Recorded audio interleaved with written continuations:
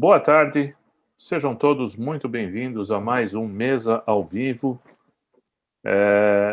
Estamos retomando nossas conversas no âmbito empresarial, no âmbito da governança, da alta administração das empresas, sempre com convidados muito especiais para discussões, para debates com profundidade e, com certeza, com aspectos muito positivos e produtivos para todos nós. Eu sou Luiz Marcati, sou sócio, presidente da Mesa Corporate Governance e também sou membro de conselhos de administração. O tema de hoje que nós vamos tratar aqui é a evolução da governança e o papel dos investidores institucionais. Para isso, nós teremos, como sempre, aqui comigo o Herbert Steinberg, sócio fundador, presidente do Conselho da Mesa e também membro de conselhos de administração, e temos a honra de receber a Eliane Lustosa, que gentilmente acolheu o nosso convite, nos dá muito prazer de tê-la aqui conosco. Eliane é doutora em finanças, mestre em economia, tem uma carreira de sucesso como executiva, tanto no setor público como no privado, e atualmente ela é conselheira de empresas como CCR e Sou. Só para a gente fazer um pano de fundo para esse debate hoje, eu acho que aqui no Brasil nós estamos vivendo uma série de questões que envolvem diretamente a governança corporativa. Seja a governança das estatais, seja a governança das empresas privadas.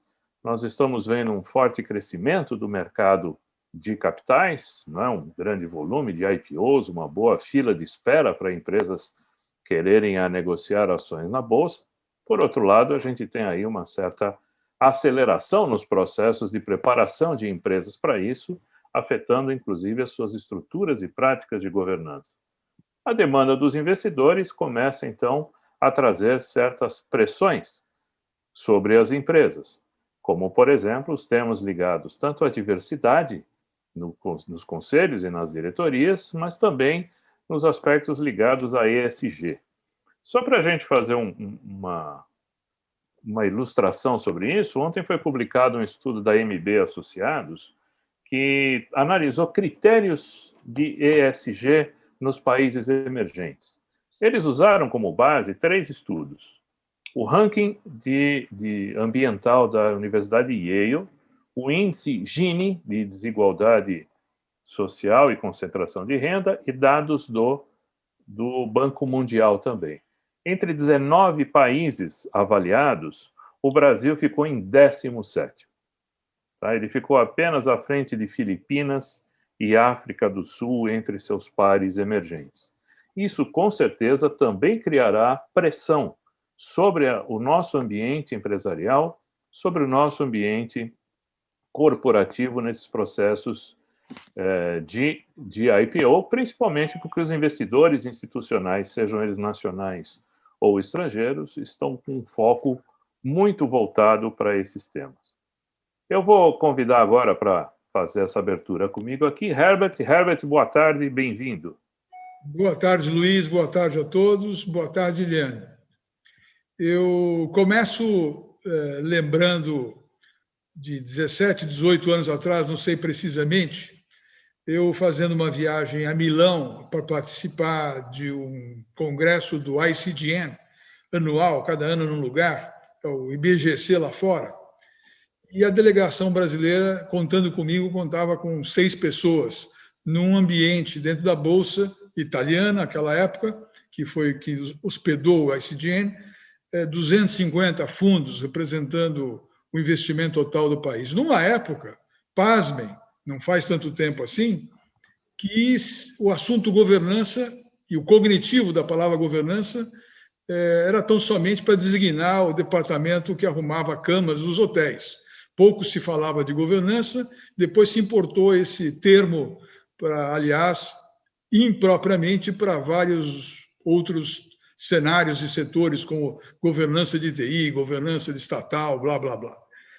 E eu tive o privilégio de ver, naquela ocasião, em Milão, os princípios votados da governança e conhecido pessoalmente, pela primeira vez, conheci a Eliane. Desde então, nós nunca mais deixamos de falar ainda que com encontros bissextos, mas como grandes amigos que se encontram, parece que foi na sexta-feira. E sempre trocando chumbo e admirando a carreira, a jornada da Eliane. A Eliane, me lembro a época, era representante, era diretora de investimentos da Previ. Na época se falava pouco da Previ como ativista, que depois virou uma realidade. Me lembro o período da Eliane precocemente vivendo o boom e o encantamento da flauta mágica do Eike, e ela precocemente percebeu que aquilo podia terminar em confusão, saiu bastante mais cedo que todo mundo, numa confusão já anunciada. Mais tarde, a Eliane, através do seu ativismo dentro do IBGC, ajudou a reescrever ou partes, ou até a escrever pontualmente pedaços de 3 códigos de governança, uma verdadeira autoridade, sem demagogia, para fazer direito, para refletir, para pensar, muito mais pensando realmente em ajudar do que no seu próprio currículo. Sempre foi assim com a Eliane. Não por outra razão, ela foi convidada mais recentemente, alguns anos atrás, poucos, a ser a diretora do olhar de investimentos do BNDES, responsável por boa parte do desenvolvimento de mercado de capitais, do desmonte do que tinha que ser desmontado e a montagem do que tinha que ser trabalhado. Eu vinha conversando com o Luiz internamente na mesa e com a Eliane olhar uma agenda que ela pudesse estar aqui conosco e finalmente conseguimos. Um prazer tê-la aqui. O microfone é seu, bola no seu campo. Antecipadamente, agradeço o teu esforço de uma agenda que eu sei que está apertada, mas você conseguiu estar conosco. Muito obrigado. Querida amiga, muito obrigado. Bom, Herbert e Luiz, muito obrigada a vocês, obrigada pelas gentis palavras. Realmente é um prazer estar aqui, né, conversando. Herbert, quando você não precisava dizer quanto tempo atrás, entrega, né, mas realmente foram isso, assim, mais de 18 anos, aquele evento em Milão. Né? Na época eu estava na Petros, né, não era Previ, era Petros, mas, enfim, acho que foi justamente naquele momento, naquele ano, mais de 20 anos atrás, quando eu assumi a função de diretora de investimentos da Petros, que eu tomei contato com a palavra governança corporativa. Recebi uma visita de um grupo, né, porque foi em 99, no segundo semestre de 99, que eu assumi a diretoria da Petros, e naquele momento havia discussão do novo mercado, né, o lançamento do novo mercado foi no ano 2000. Então, foi um período muito rico, e naquele momento recebi, né, como diretora da Petros, uma visita, né, da OCDE, de representantes da OCDE, do AFC, do IBGC, para falar de governança e falar, enfim, no sentido de trazer a Petros como importante investidor institucional, o segundo maior fundo de pensão do país, para essa agenda, né, a agenda do que a gente chama de ativismo dos investidores institucionais. Confesso que nunca tinha ouvido falar, né, ignorante em relação ao tema, mas desde o início, né, quando eu ouvi, né, o discurso e os conceitos, caiu como uma luva naquilo que eu estava vivendo, né, no âmbito da Petros, né, que naquela época, e é interessante porque nos anos 90, na época da privatização, os fundos de pensão foram chamados a participar do processo de privatização, né, um dos pilares do tripé investidor estrangeiro, nacional, né, os estratégicos e um fundo de pensão. E interessante que nós éramos minoritários dentro de acordos de acionista e que não previam, né, que os fundos de pensão tivessem voz, né, em geral. A ideia, eu ouvi isso de um sócio, que quando nós começamos a discutir indicação de conselheiros, com conceitos, né, que fossem conselheiros engajados, comprometidos dentro das empresas, discutimos questões que achávamos relevantes, algumas das discussões duraram 20 anos, né, brigas no setor de telecom, que depois ganharam a mídia, né? Foram discussões longas, e no contexto justamente de buscar exercer justamente esse dever, né, dessa responsabilidade fiduciária, né, trazendo para o tema que a gente vai falar aqui, né, que é o papel dos investidores institucionais. É total, é fundamental, né, de fundamental importância que os investidores institucionais exerçam esse papel, o papel de fidúcia em relação aos investimentos. Esses investidores, os terceiros que são escolhidos para gerir recursos que não são seus, eles têm que prestar contas e ser diligentes em relação àqueles investimentos. Então, isso significa atender aos princípios que norteiam as boas práticas de governança corporativa. Transparência, prestação de contas, equidade. Interessante o quarto pilar, que é a responsabilidade corporativa. O Herbert mencionou, da primeira vez que eu coordenei a revisão do código do IBGC, em 2003, incluímos naquela época, né, um grupo de especialistas, várias pessoas participaram da discussão, eu apenas coordenei e participei ativamente dessas discussões, e naquela época inserimos o quarto pilar, né, o princípio de responsabilidade corporativa, que justamente traz o ambiental e o social para dentro da governança corporativa. Então, eu entendo, né, pegando um pouco a questão que o Luiz colocou no início, para mim, assim, é uma não discussão. Eu entendo, é fundamental, né, a preocupação com o ambiental e social, mas eles fazem parte do conceito de governança corporativa. E é uma responsabilidade também dos investidores se preocuparem com isso. E de que forma esses investidores podem ter esse papel, né, de fidúcia em relação aos seus investimentos? Eu entendo que eles podem fazer parte desse ciclo virtuoso, a partir do momento que eles demandam uma ação responsável das empresas investidas, eles, se possível, indicam e elegem conselheiros engajados, educados e competentes, né, dentro das empresas que eles investem, e no âmbito do conselho de administração, que é o coração das empresas, toda a discussão de estratégia, de monitoramento da gestão, de discussão, e são os guardiões do propósito, do princípio da empresa, que não haja essa quebra, né, que haja perfeita conexão da ação responsável e inclusiva das empresas. E aqui eu não estou falando de empresas que, assim, a gente brinca, abraçar a árvore por abraçar, porque é legal, porque é uma coisa que todo mundo, vamos dizer, entende que é uma narrativa interessante. Não, é uma narrativa necessária. É necessária porque, a partir do momento que as empresas se preocupam com o social e o ambiental, elas conseguem contribuir para o seu próprio negócio.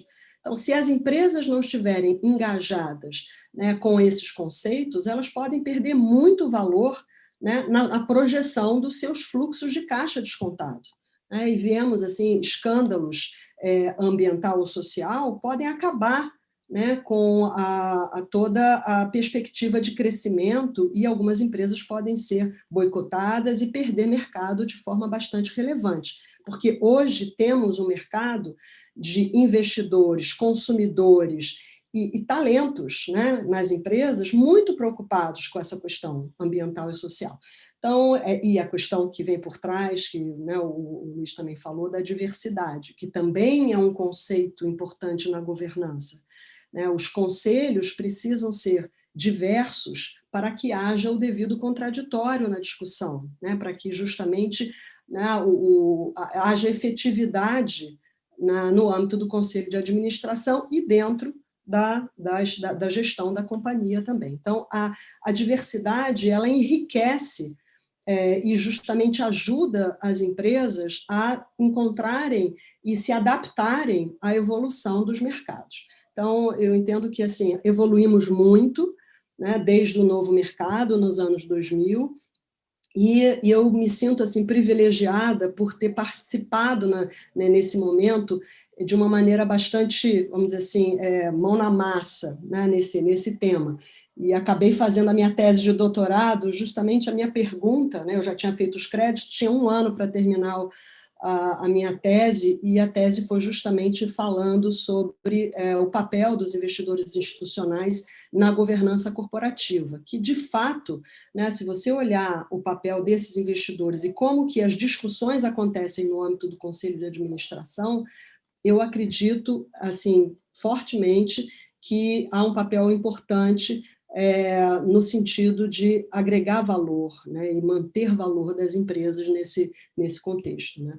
E se a gente falar das empresas estatais, né, e estamos juntos, né, essa última edição da RI, Luiz, Herbert e eu estamos juntos nessa última edição, que fala justamente da governança das estatais, né, que aí é um parêntese, né, que são também as estatais fazem, né, são regidas pela lei das SAs, tem uma lei específica que é chamada Lei das Estatais, e muito avanço, eu entendo que aconteceu também no âmbito das empresas estatais, maior transparência, prestação de contas, o fato de você não ter mais, a partir da lei, ter a proibição de ministros, secretários de Estados, eu acho que foi um grande avanço. Agora, infelizmente, esse avanço não é linear, né? A gente tem idas e voltas nesse processo.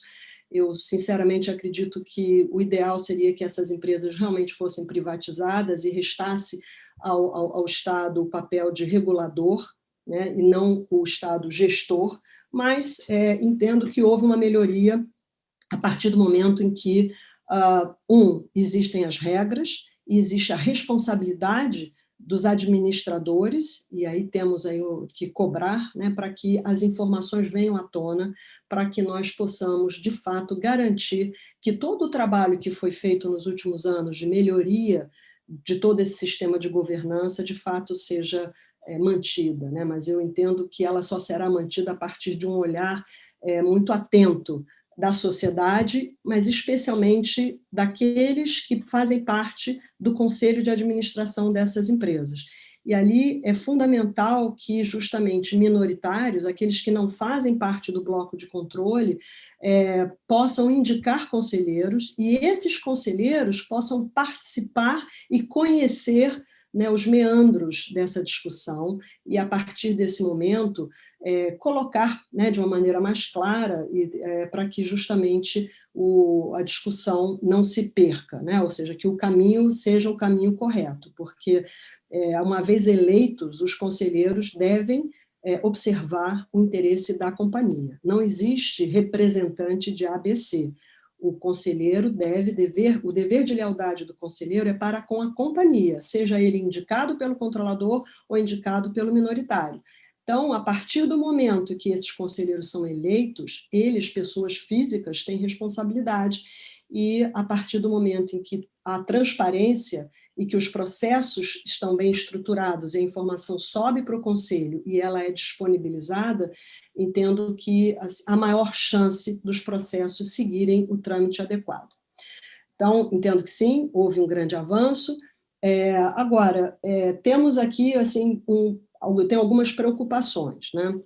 As preocupações, acho que, se eu puder ressaltar, é que a gente, muitas vezes, as companhias, no afã de parecerem, né, isso aconteceu na época que a governança se tornou mais em voga, e hoje em dia a gente fala do ambiental e social, o perigo do chamado greenwashing, né, que é as empresas que não têm o propósito adequado e que as ações não são necessariamente, vamos dizer assim, fazem parte, de fato, da estrutura, do DNA da companhia. Então, essa é uma preocupação e, de novo, um papel muito importante dos investidores institucionais nesse processo, porque eles justamente têm a capacidade de aferir melhor se a narrativa está compatível com a ação. Então, esse processo, que é um processo, muitas vezes, complexo de avaliação,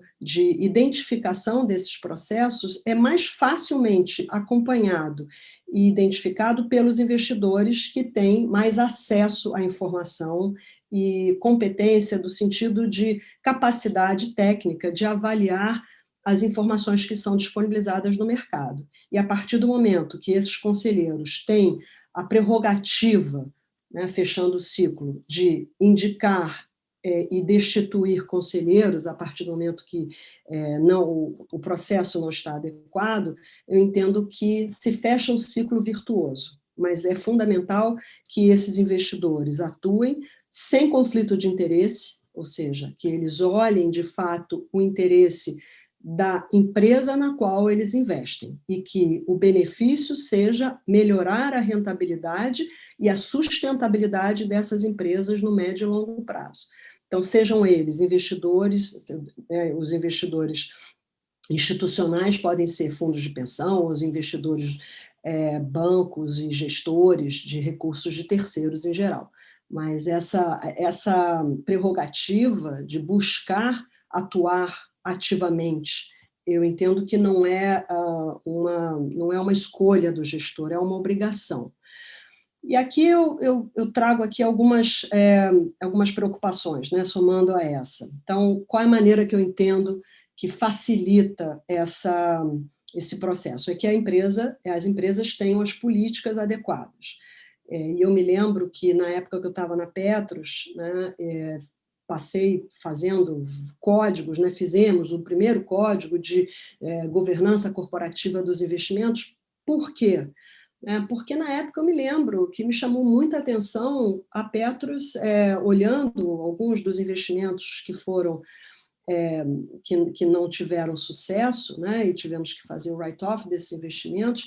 Me chamou muita atenção que CDBs de bancos, de vários bancos, que tinham quebrado, e a Petros tinha comprado CDBs 6 meses, 1 ano antes.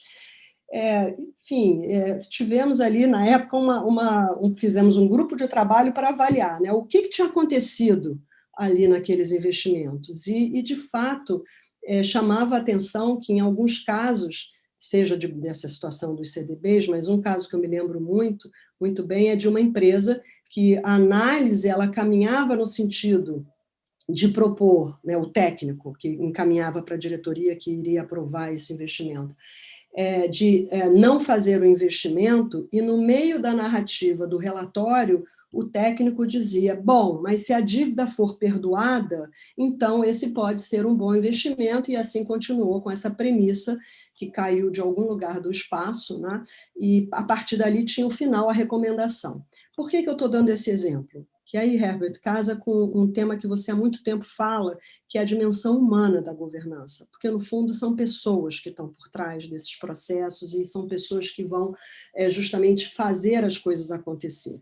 Então, a partir do momento, na minha avaliação, né, qual é a melhor forma de... Não basta ter o processo, mas é importante que as responsabilidades estejam bem definidas e que essas responsabilidades elas estejam adequadamente ponderadas do ponto de vista do risco que aquela pessoa física que participa do processo vai ter que assumir ao não atender adequadamente a sua responsabilidade. Então, naquela época, amarramos isso com o código de ética, então o código de ética previa que o analista deveria se manifestar apenas com base em informações que fossem públicas e especificar, né, de onde essas informações tinham vindo.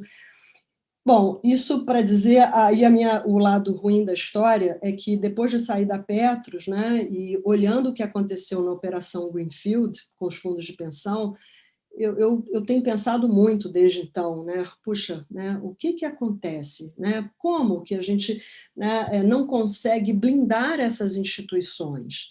Né? De que forma? Né? Como seria? Né? Seria possível blindar?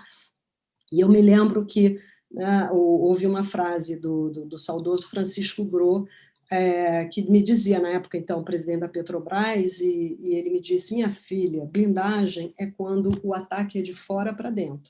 Quando o ataque é de dentro para fora, não tem blindagem que segure. Enfim, eu continuo acreditando que assim, melhorou e que existindo processos, né, é sempre mais fácil de fazermos esse monitoramento e esse questionamento. Mas, enfim, 100% de blindagem, né, o Francisco Gros tinha toda a razão. Né, realmente, se a instituição não quiser manter os processos, né, e se não houver cobrança da sociedade em relação ao exercício dessa responsabilidade fiduciária, é muito complexo. Mas eu entendo, enfim, já concluindo, que a partir do momento, né, que esses investidores, em linha com o que a MEC prega, né, que é o código de stewardship, esses investidores assumam a responsabilidade, com essa responsabilidade fiduciária, eu entendo que assim temos um grande caminho andado. E se eu puder acrescentar isso, né, já trazendo um pouco da minha experiência na época que eu fui para o BNDES, e cuidando da BNDESPAR, eu entendo que essa responsabilidade ela é dobrada. Por quê? Porque é um banco público, né? É nosso banco. Então, a partir do momento que é um banco público, a necessidade de prestar contas em relação à forma que essa gestão ela é feita, ela aumenta. Então, o banco ele precisa justificar por que ele entra numa empresa, seja com dívida ou com equity, então, em que contexto existem externalidades suficientes para que aquilo justifique a ação do banco. Isso tudo tem que ser baseado em indicadores transparentes, para que justamente se preste contas à sociedade como um todo. No segundo momento, o acompanhamento desse investimento. Então, a partir do momento que se acompanha, não faz sentido o banco ser um investidor passivo. Ele precisa zelar pelas boas práticas de governança, fortemente tratando os assuntos ambiental e social. Ele deve cobrar, tem a obrigação de cobrar das empresas nas quais ele investe, que haja essa preocupação, que é uma externalidade que o gestor público deve zelar para que ela justamente seja observada pelas empresas que recebem recursos públicos.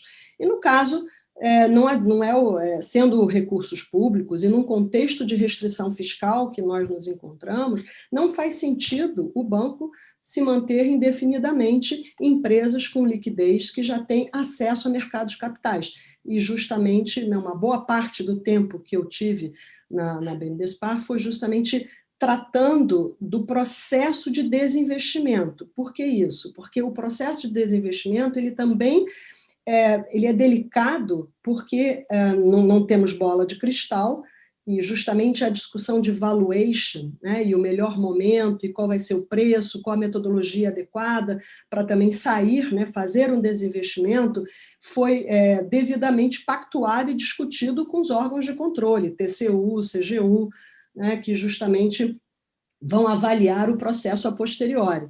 Então, esses 3 anos que eu tive no BNDES, cuidando aí da área de mercado de capitais e uma parte dele também da parte de privatização, as minhas conversas com os órgãos de controle foram muitas, e justamente no sentido de dizer, como gestor público, eu não tenho, né, e como qualquer pessoa, eu não tenho bola de cristal. Então, eu posso chegar aqui com um caso de total sucesso e fiz tudo errado. E também posso ter feito tudo certo e ter dado errado. Então, é importante que o TCU, no caso, né, analise à luz da conjuntura e se realmente todos os elementos necessários e ao alcance do gestor foram utilizados na análise à luz daquela conjuntura. Se depois dali houve algum movimento de mercado, já não se pode responsabilizar o gestor também. Então, esse equilíbrio também no monitoramento, no caso especificamente dos gestores públicos, eu acho que vale a pena ressaltar, porque a contrapartida, se não houver esse equilíbrio da responsabilidade por fazer e por não fazer, acaba que o gestor público não faz. E eu brincava muito com a minha equipe, gente, vamos sair debaixo da mesa, porque não fazer, eu prejudicar uma companhia, porque eu não quis assinar, porque estou com medo, e com isso prejudicar ou deixar a companhia entrar em alguma, no caso, tinha um caso específico da companhia que estava prestes, né, ela tinha a possibilidade de ser vendida para um investidor, e nós discutindo o valor que estaria sendo vendido. E a discussão com a equipe era justamente se aquele era o valor justo. Enfim, porque estava muito abaixo da avaliação que a equipe tinha. Falei, bom, a melhor maneira, o preço de mercado, é o preço que, de fato, o mercado paga. Então, eventualmente, eu tenho um laudo de avaliação que não é condizente com o valor de mercado. Como é que eu mostro isso para os órgãos de controle? Vamos fazer um processo de oferta e verificar quem teria interesse em comprar, que não aquele potencial comprador. A partir do momento que o processo foi amplo, geral e restrito, e a oferta veio naquele preço daquele comprador, me parece que é o preço justo. mas isso nem sempre está na cabeça dos gestores, né, dos órgãos de controle. E aí, para concluir, né, na época eu me lembro que eu levei um susto, porque não sei se vocês lembram a operação da JBS, que, enfim, vários funcionários do BNDES foram, né, teve condução coercitiva, foi um processo bastante doloroso no âmbito do banco, e, enfim, então todos muito justificadamente, vamos dizer assim, tensos e preocupados em relação às suas responsabilidades, né? E eu me lembro que me chamou muita atenção nas minhas interações com o TCU e outros órgãos públicos. Em uma das conversas, alguém me disse, eu falei, mas tem o preço de mercado e o preço justo. De repente me perguntaram, mas tem 2 preços? Aí eu falei, bom, porque naturalmente é um linguajar de finanças que não faz parte do gestor público, né? Não, porque mercado de capitais não necessariamente vamos dizer assim, aonde esses gestores, né, dos órgãos de controle estavam acostumados a participar. Então, para eles, tudo isso era um processo muito complexo. Enfim, então, a preocupação justamente não... E um dos ministros do TCU colocou num artigo que eu achei bastante interessante, que é a infantilização do gestor público, porque a partir do momento que os órgãos de controle também atuam muito forte, acaba que o gestor público ele não faz, e ao não fazer, ele pode justamente gerar outras consequências. Então, Herbert, Luiz, eu fico por aqui para a gente poder conversar e trocar ideias. Eliane, você levantou várias bolas intrínsecas à sua fala. Me lembro, naquele tempo, não vou dizer novamente há quantos anos, que nós 2 estamos lá em Milão, a razão de existir do ICDN, do IBGC, recém-criado, o Instituto Brasileiro de Conselheiros de Administração, que depois virou IBGC, pela turma do Bent e companhia, ou seja, os fundadores de verdade, porque depois surgiram 3.000 fundadores, mas na época era só 2 ou 3. Era o desenvolvimento do mercado de capitais do país. E o movimento com a Bolsa do novo mercado gerou este virtuoso ciclo. Ainda que houvesse questionamentos com presidentes, com a formação do Zé Monforte, do Mauro Cunha, à frente do IBGC, graças a Deus passaram por lá, aquele objetivo primário de desenvolver o mercado de capitais estava presente nas nossas conversas e nossos códigos. Mas algo se perdeu nos últimos anos. Estou falando nos últimos 8 anos. Eu vejo o próprio IBGC longe da discussão de desenvolvimento do mercado de capitais. Ainda bem que tínhamos lá o Mauro na MEC e um ou outro ativista lembrando que governança serve para desenvolver o mercado de capitais. Lembre para que existe, né? E serve para um monte de outras coisas, menos para isso, nos últimos 8 anos. Então, diante disso, eu vejo a recém-nomeado conselho e começo a fazer uma análise de profile. E vamos esquecer diversidade sobre gênero, cor de pele, whatever. Diversidade pura de competências. E está faltando competência de mercado de capitais dentro do próprio IBGC. O que você montou dentro do BNDESPAR, trazendo ao que você chamava gentilmente de serviço militar, vários conselheiros, ao serviço cívico, vários conselheiros de mercado que entendiam do assunto para compor os quadros dos representantes do BNDES nas empresas, você montou isso. O que eu vejo nos últimos 2, 3 anos é o desmonte daquilo que você montou. BGC sem profile de mercado de capitais. O BNDES desmontado na turma que entendia do negócio. O Mauro fora da MEC. Esta confusão em algumas empresas que viraram corporation. Não preciso dizer o nome, né, dos últimos movimentos das 2 semanas passadas. Somado a esta confusão nas estatais, se é mais importante, não vou citar o problema, né, o controle pelo controle ou a cloroquina, ou seja, uma confusão que nos leva a um retrocesso de 20 anos no desenvolvimento do mercado. Como é que você está vendo isso?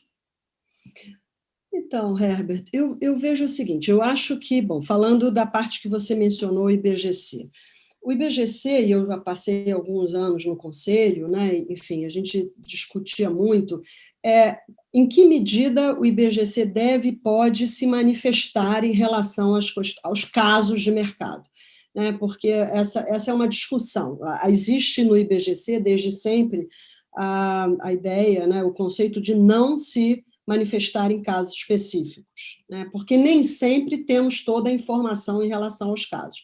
Agora, recentemente, teve uma manifestação conjunta, a MEC e IBGC, que me pareceu bastante interessante, justamente quando os casos são muito, vamos dizer assim, obviamente, em detrimento das boas práticas de governança corporativa. Então, eu te digo que, assim, quando o conselho de administração, que eu acho que é o que você se refere, né, ele é atropelado, né, pela longa manos do controlador, né, que decide, né, e não é de hoje, porque essa atuação, e aí fazendo ali ao bem da verdade, o governo, né, a União, ela sempre agiu dessa forma, indicando os presidentes das estatais. Nem sempre observou as boas regras de governança. Hoje fica muito claro esse atropelo, e todos levantamos a mão e berramos pelo absurdo para aqueles que conhecem e sabem que, mesmo que o controlador possa indicar, eleger e destituir o conselheiro, o rito correto é no âmbito do Conselho de Administração. Então, eu entendo que, olhando o IBGC, ele tem se manifestado em relação a esses atropelos nos casos e tem lá a discussão que é feita. Então, eu entendo que, no âmbito do IBGC, as discussões acontecem e existe inclusive a discussão de que medida o Instituto deveria ou não ser mais vocal em casos específicos. Agora, você vê também a agenda positiva do IBGC, porque eu acho que essa agenda que eles divulgaram recentemente eu achei bastante interessante, né? E ela, no fundo, né, uma agenda que trata das boas práticas de governança para o mercado. E você tem toda a razão, porque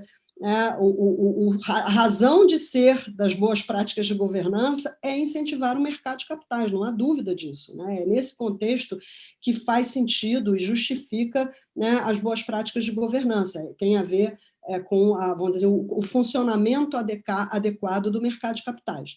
Então, eu entendo que, sim, e só dentro das discussões sempre me posiciono favoravelmente ao IBGC também, junto com o EAMEC, sermos mais vocais em relação aos casos específicos.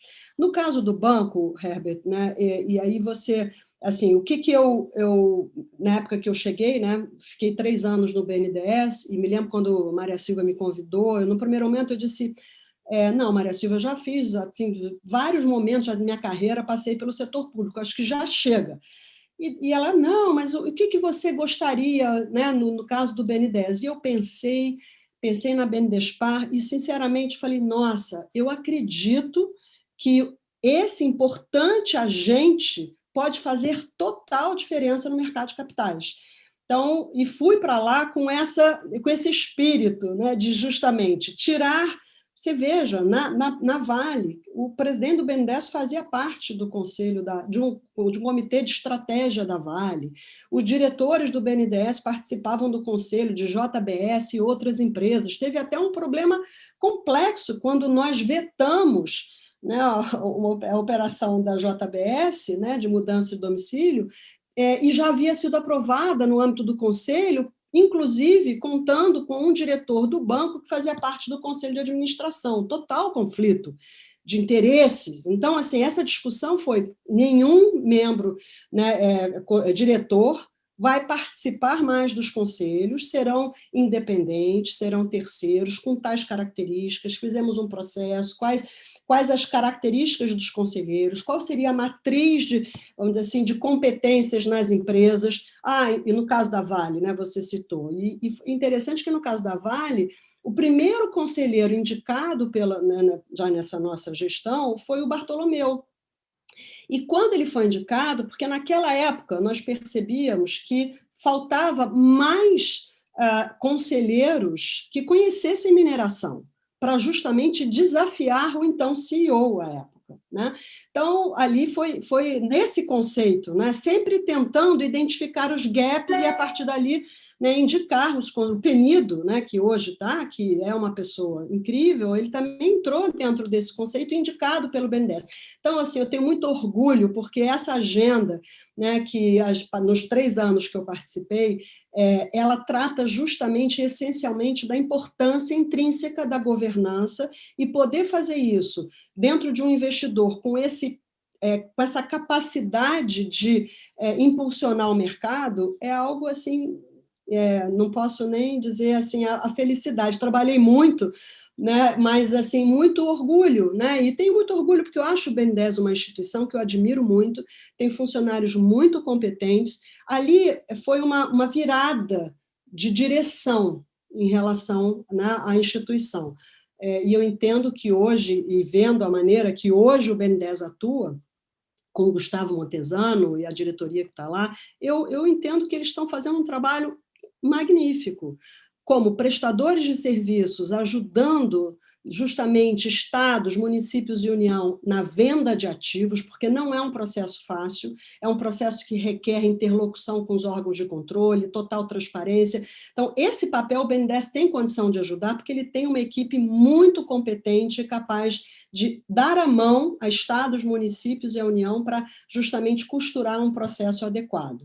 E, do outro lado, avançar na agenda de venda dos ativos da BNDESPAR, porque BNDES é acionista de Vale, Petrobras, JBS. Então, obviamente que, a partir do momento que os princípios são definidos, o timing de venda tem a ver com o melhor momento, porque também você não pode vender a qualquer preço. Então, tem toda uma estratégia, uma vez, vamos dizer assim, o processo definido, o melhor timing de venda.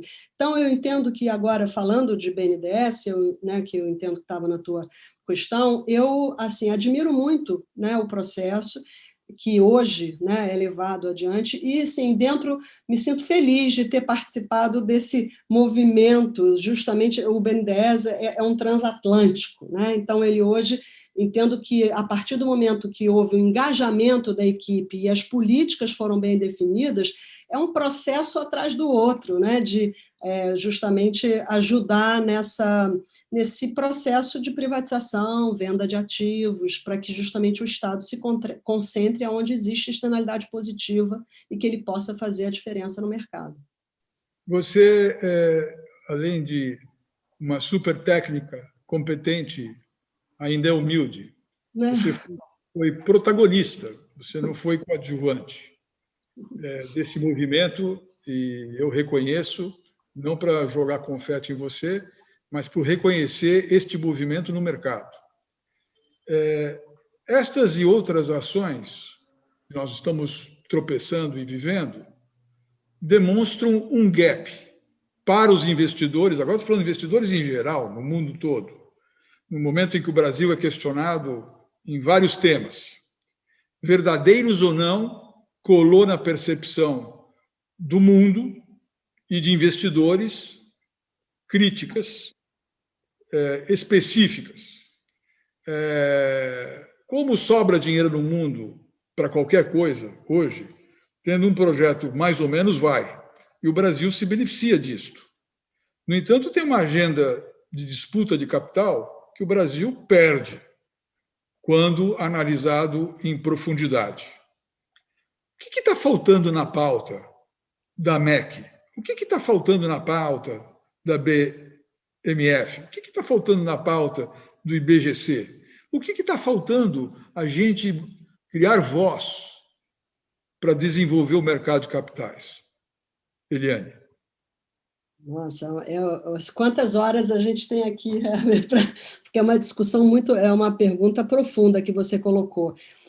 Eu entendo assim, o processo, a gente falou rapidamente aqui na discussão, por exemplo, Vale, né, que foi um processo interessante, né, eu vou chegar na tua resposta. Ali ficou claro, né, que houve um processo de evolução da governança da empresa, foi eleito um comitê de nomeação, esse comitê de nomeação indicou nomes, e vamos dizer assim, dentro de um conceito de matriz de competências, muito interessante, e os investidores trouxeram novos nomes, muito legítimo, porque, no fundo, são os donos da companhia, e isso faz parte, e esses foram eleitos ao final. Mas o que eu entendo que ali houve tem um processo complexo que aconteceu na Petrobras, né, aconteceu também na Vale, que é justamente os investidores estrangeiros não entendem o processo de eleição no Brasil. É um processo complexo, principalmente se você tem voto múltiplo. Então, eu entendo que tem uma parte dessa pergunta diz respeito à forma que esse processo ele é executado pelos prestadores de serviço, no caso do boletim de voto à distância, e na implementação dessa interface. Então, eu acho que isso ajudaria aos investidores conseguirem, de fato, exercer e que a voz dos investidores seja ouvida de uma maneira mais adequada. Agora, respondendo à tua pergunta, lato sensu, Herbert, infelizmente, assim, não estamos num momento muito positivo, né, do ponto de vista de mercado. Eu confesso que é assim, triste, né, e eu sinto que a gente avança na agenda macro e microeconômica. Acreditamos que essa agenda vai continuar evoluindo positivamente, de repente voltamos 10 casas atrás, né? Justamente quando a gente vê a intervenção que aconteceu do ponto de vista de Petrobras e outras ações no mercado de capitais. Então, eu, sinceramente, obviamente, enquanto houver essas empresas e houver a prerrogativa do controlador atropelar essas estatais, né, vamos focar aqui onde o controlador, o governo, tem essa prerrogativa, certamente essas empresas perdem valor e o mercado não se desenvolve, porque são empresas importantes. Agora, eu entendo que vamos ter aí um momento interessante para avaliar, olhando lá do copo meio cheio agora, avaliar se todo esse processo que seguiu a lei das estatais, de melhoria nas políticas, de melhoria na transparência e na prestação de contas dessas empresas, se de fato, mesmo com a mudança que aconteceu na gestão, se os conselhos de administração e os indicados que participam desses colegiados terão a capacidade justamente de se contrapor e levantar a mão quando questões eventualmente não adequadas surgirem na agenda dessas companhias. Então, eu entendo que vai ser um teste importante que a gente vai viver agora. Eu espero que essa blindagem, ela, de alguma forma, consiga proteger essas empresas. Eu acredito que, certamente, elas estão mais protegidas do que já estiveram no passado. Hoje. Agora, não existe blindagem que realmente é 100% à prova de bala, mas eu entendo que melhora. Sim, o melhor momento, na minha avaliação, acho que eu mencionei isso, seria justamente que essas empresas fossem privatizadas e que elas pudessem, de fato, estar no mercado sem alongamanos do Estado, que deveria manter a sua função de regulador, mas não de gestor. Essa, na minha avaliação, seria a melhor forma de garantir o bom funcionamento do mercado de capitais. Eliane, muito obrigado. Luiz? Eliane, eu vou puxar a conversa para um outro lado agora, o lado que também tem sido demandado pelos investidores institucionais, principalmente os estrangeiros, mas começa a ganhar força aqui no Brasil, que é o ESG. Né? E aí eu vou juntar duas perguntas. Eu vou fazer uma pergunta que é minha e uma pergunta da nossa audiência, que veio da Sandra Capel. Primeiro, assim, olhando para esses temas do ESG, você tem todo o desafio da incorporação disso dentro da organização, da cultura, né? Tem uma mudança muito profunda. Qual o papel do conselho e da própria diretoria em criar indicadores e sistemas de monitoramento das práticas e da performance ligada a ESG? E a Sandra pergunta na mesma linha: nem sempre as atitudes dessas empresas chegam para o lado de fora, né? Quer dizer, como é que os stakeholders externos podem conhecer se de fato as propostas estão sendo cumpridas? Ótima pergunta, Luiz. Sem dúvida. Então, assim, primeiro respondendo a pergunta, qual é o papel do conselho? Esse é um papel primordial. O conselho é o guardião, né, do propósito, né, da missão da empresa. Então, ele tem a obrigação de garantir que a empresa está andando de acordo com o seu propósito. Então, isso é fundamental. Segundo, como é que você garante que isso vai estar, né, o tom do topo, que tem que vir, e o conselho deve dar esse tom, como é que isso entra no DNA da companhia? Né? Como muitos dizem, né, a parte do corpo mais importante é o bolso, então tem que estar nas metas. Então, as metas não tem que ser apenas metas financeiras, tem que haver metas qualitativas mas mensuráveis. Né? Então, assim, esse processo não é um processo simples, ele deve ser muito discutido no âmbito do conselho, interagindo com a gestão, mas certamente incorporar indicadores de uma forma simples, objetiva, mas que possam mensurar que a companhia, de fato, está andando na direção correta. Então, você vai discutir metas. Por exemplo, então eu tenho saúde e segurança. Né? Qual é a taxa de gravidade e frequência dos acidentes? Você tem que fazer uma fotografia e depois discutir como que você vai definir as metas e de que forma garante que essa corporação vai buscar atender essas metas.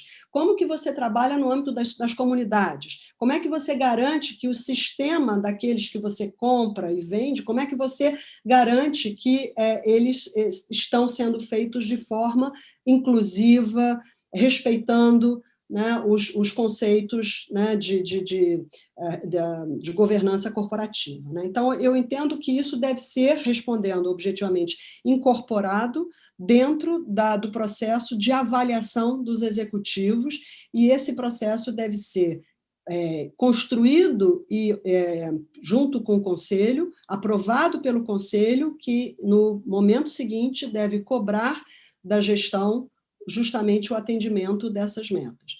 Agora, de fato, observar que não haja simplesmente essa narrativa do não matarás, não roubarás, né? Tem que ser algo concreto, né? Porque justamente é assim que a companhia vai conseguir, de fato, ser resiliente. Né? Acredito também, e nós vimos agora, nesse momento de pandemia, as empresas perceberam que ter essa estratégia melhor amarrada com os seus consumidores e com a sua comunidade ajuda imensamente na manutenção da sua própria sustentabilidade dentro do mercado. Então, eu entendo que é uma oportunidade, né, que surge, mas ela tem que ser bem mensurada, né? Porque metas que não são mensuráveis e não são bem informadas não servem para nada. Esse é o dever de casa de cada uma das empresas, né? E nos seus conselhos, e nos conselhos que eu estou, estamos justamente discutindo essas questões de uma maneira bastante profunda. Você está no mudo, Luiz. Sim, desculpa. Esse é um desafio, porque a comunicação para fora, entre o ser e parecer, não pode correr o risco do greenwashing, como você já citou, né? Outro ponto que também eu acho que passa aí pelo olhar dos investidores institucionais nos nossos IPOs, a gente está vendo uma aceleração dos processos de IPO, né? Fila de reservas aí já acontecendo e ainda mais a acontecer. Só que, por outro lado, a gente tem notado um certo processo de aceleração em preparar a empresa para o IPO. Uhum. Então, tem empresas que saem 6 meses ou menos de uma administração caseira para uma empresa do novo mercado. Quer dizer, como de fato dá para consolidar uma prática de governança e qual o olhar do investidor sobre se isso também é de verdade? Sim. Esse é um ponto importante, porque assim, aí tem o chamado cut and paste, né? Pega um pouquinho do que já foi feito e muitas vezes vem até com o nome da empresa errado, eu já vi isso. Né? Então, você esquece de trocar o nome, né? Então, infelizmente, não dá para... enfim, isso acontece. Então, como fazer isso? Obviamente, e aí volto para a discussão, eu acho que o papel dos investidores institucionais é importante nesse processo, porque eles são investidores qualificados que têm a capacidade de conversar com a empresa justamente e observar e fazer perguntas que ajudam a perceber se a empresa está walk the talk, né? Se ela de fato está agindo conforme aquilo que ela prega. E em alguns processos que eu participei aí dentro da empresa, buscando fazer a abertura de capital, nas conversas e interfaces que eu tive com alguns potenciais investidores em roadshow, geralmente eles pediam para tirar o banco da sala, o banco ficava do lado de fora, para ver se aqueles executivos de fato sabiam, né? Pelo menos tinham aprendido a narrativa, né? Enfim, e aquilo ali, o olho no olho, né? Avaliar se aquilo, e a gente brincava, você tem que falar, né, a sua tese, né, o seu pitch de venda, né, e de olhar para que o lado de lá não caia na gargalhada, né? Então você tem que ser crível, tem que ter começo, meio e fim, né? E eventualmente vem uma pergunta que você não espera, se você não tiver realmente comprometido com aquilo e não souber responder, ou se não souber responder, mas que aquilo faça sentido, percebe-se que é da boca para fora. Então, eu acho que nada melhor do que essa possibilidade de manter essa conversa. E aí eu entendo, de novo, a possibilidade desses investidores elegerem conselheiros, que esses investidores entendam que são conselheiros engajados, comprometidos e competentes, sabendo que esses conselheiros têm um compromisso com a sua biografia, que vão participar daquele conselho, não é apenas para receber o jeton e ser gentil na discussão, infelizmente faz parte do job description fazer perguntas desagradáveis, né, no momento em que você está ali naquelas reuniões, mas eu entendo que, vamos dizer assim, é uma cadeia de confiança. A cadeia de confiança se dá no seguinte sentido: se elegem, né, são conselheiros engajados, comprometidos e, vamos dizer assim, educados em relação ao tema, que vão participar das discussões, e esses conselheiros, dentro do colegiado, vão poder fazer a discussão, exercer o contraditório, e, a partir dali, você vai conseguir. Se não houver, né, se os processos não estiverem adequados, esse conselheiro vai fazer voto, vai redigir o seu voto contrário, enfim. Então, as informações virão ao mercado a partir desse processo. Se não vier, é porque o processo está funcionando, né? Pode-se acreditar. Porque aquele conselheiro, né, se ele sabe, se ele fez o dever de casa, ele é diligente, não vai pactuar com algo que não seja adequado. Muito obrigado. A gente sabe que você está com uma agenda atrapalhada aí, né, emendando uma na outra, então nós já estamos chegando nos finais. Eu queria pedir uma mensagem sua para a gente encerrar aqui a live. Bom, Luiz, então, mensagem, primeiro agradecer a vocês aqui. Eu acho que a gente está no momento, né, e eu vejo esse momento de pandemia, né, que eu particularmente, pela primeira vez na vida, não estou trabalhando enlouquecidamente, sem nem conseguir. Eu pedia para a secretária, né, bota na agenda que eu preciso ter um break, né, toalete, coisas do gênero, porque eu era completamente... Então, assim, hoje em dia, eu acho que a gente, com esse processo, né, não só, né, da pandemia, né, que, enfim, queremos que a gente saia dele logo, mas nos trouxe, né, a possibilidade também de refletir em relação ao propósito, refletir em relação ao porquê nós, né, em que causas a gente vai participar, né, e de que forma. Então, eu entendo que hoje, né, assim, não dá para nós, como, né, seres humanos, consumidores, investidores, conselheiros, o que quer que seja, deixarmos de lado a preocupação social. Esse engajamento é uma responsabilidade de todos nós. Então, eu acho que essa é a cenoura que vem para fazer toda a diferença no mercado de capitais. Muito obrigado, Eliane. Herbert, sua mensagem? Eliane, estamos no meio do caminho e estamos contando com você a partir das suas reflexões, e você possa emprestá-las à nossa causa, que eu chamo de nossa, é de todos nós, pelo desenvolvimento do mercado de capitais no país. Que todas as plataformas disponíveis da AMEC, aos protagonistas, aos conselheiros, ao IBGC, possam atuar nesse sentido. Agradeço do fundo do coração a tua presença e a você, boa sorte, até breve. Obrigada. Boa. Até logo. Bom, Eliane, mais uma vez, muito obrigado. Muita honra ter você aqui, muito rica a nossa conversa. A gente poderia esticar mais umas 2 horas facilmente, né? A audiência tem uma série de perguntas aqui, eu vou tentar até organizar e passar para você, para ver se você consegue nos responder, tá? Eu quero agradecer a todos que aqui participaram, lembrar que as nossas lives acontecem sempre na primeira quinta-feira do mês, às 17 horas.